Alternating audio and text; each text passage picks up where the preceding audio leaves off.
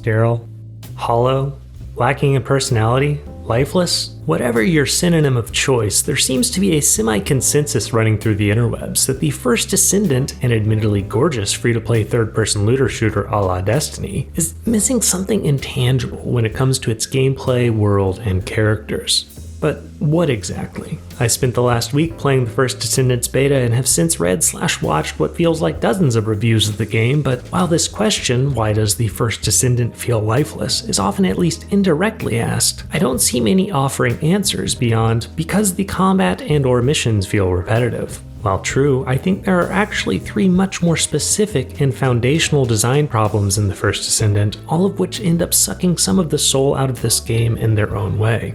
Problem 1. Playing the First Descendant feels like operating an assembly line. Worse, actually, it feels like the game puts you on an assembly line, almost literally. You see, each zone has a predetermined quest path whereby completing one quest prompts you to begin the next, and you're already right there, so why wouldn't you? While this design choice is effective in that it encourages players to keep playing, it simultaneously destroys any incentive you had to go off script and explore the game's beautiful sci-fi world. But this assembly line feeling isn't really the First Descendant's problem, the assembly line is its solution to the problem. After all, if there's no incentive to explore the game, there will be no explorers, meaning there is no need to create anything worth exploring. Indeed, if you do decide to stray from the First Descendant script, prepare for a sleepy time, because next to nothing spawns in this game unless you've activated the area's quest. Sure, the Great Assembly line will occasionally take you to eye-popping points of interest, but short of these scripted set pieces, the remainder of the First Descendant is simply empty. When you couple this factory-esque approach to quest making with the game's aggressively helpful default quality of life settings such as auto-loot, one-click fast travel, and the stickiest aim assist I can remember, it really starts to feel like developer-publisher Nexon wanted players to think for themselves as little as possible when playing this game. The end result is a more streamlined experience, sure, but also a more robotic one. Problem 2.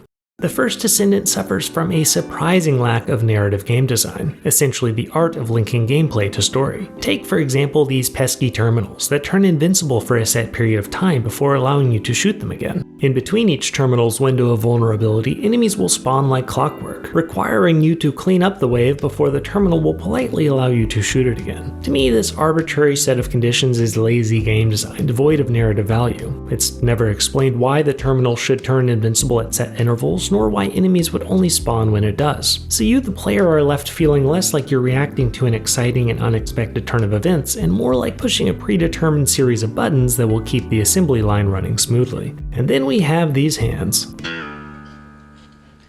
I don't get it. Me neither. The First Descendant has a mastery system that exists separately from individual Descendant level, whereby accruing enough XP allows you to rank up, resulting in benefits shared across all of your playable Descendants. How do you do it? Shut up and get in the hands, that's how. Never once does the game explain why these insane godlike electric hands exist, who an Albion built or acquired them, how they work, or why they should feel compelled to give me extra inventory space, but thank you, hands. Nah, I'm pretty sure someone in Exxon was just tasked with creating a cool looking rank up set piece with no narrative considerations deemed necessary, because look how f***ing cool those hands look. Before moving on, let's take a look at that double jump. Yeah, this is a game set in a universe in which the laws of gravity at least loosely apply, right? When you jump off a structure, you will fall, hit the ground at terminal velocity, and you'll even stagger for a second or two. No fall damage, but hey, who likes fall damage anyway? However, hit the jump key an instant before impact, and your descending Descendant, without any explanation like telekinesis or rocket boots or whatever, will snap physics in two and bounce up like a weightless balloon before gently drifting back down to the dirt. It's pretty clear that this mechanic is simply here because it has existed in prior games, and not because it makes narrative sense or even adds utility, because your fast cast low cooldown grappling hook gets you everywhere faster anyway. More importantly though, the ubiquitous lighthearted double jump never feels narratively out of place in equally lighthearted games, but the First Descendant is anything but lighthearted. And that leads us to problem 3. The First Descendant feels lifeless because it is. In the case of the Descendants, maybe literally? Really, I'm not convinced these are living organisms, because you have to, quote, research them before you can use them, like they're made in a lab. You don't meet them in the world or first complete a quest specific to their personal aims and ambitions, thereby endearing them to your cause, no. You just accrue a collection of resources, ask some woman to stick them in the oven, and then wait for them to finish baking like their cakes. Pity the recipe forgot a key ingredient. chemical depth. That's right, an apparent consequence of creating 9 playable characters is that none of them are all that interesting. Take the Frost Goddess Viessa, for instance. Despite her big personalities, she's actually quite flat, never once fleshing out her backstory or engaging NPCs in banter. Not that that would amount to much anyway, as the First Descendant's NPCs feel one-dimensional by design, falling neatly into one of 2 categories: oppressively serious, And you are the only chance we have. or jarringly upbeat. Now that I'm in Albion, I'm happy being with the people I love. By failing to give its characters the same level of polish and care its visuals have clearly received, the First Descendant ends up incidentally embodying the age-old cliché that beauty is only skin deep.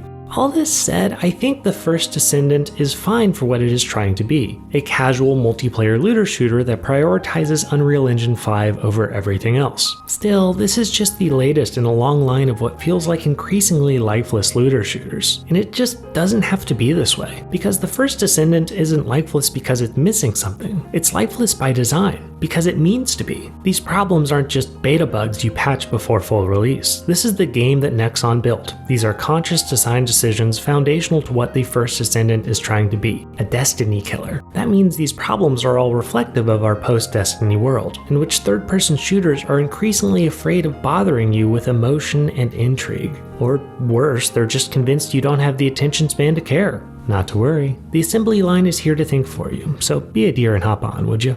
Until next time, this is Scope, and thanks for watching.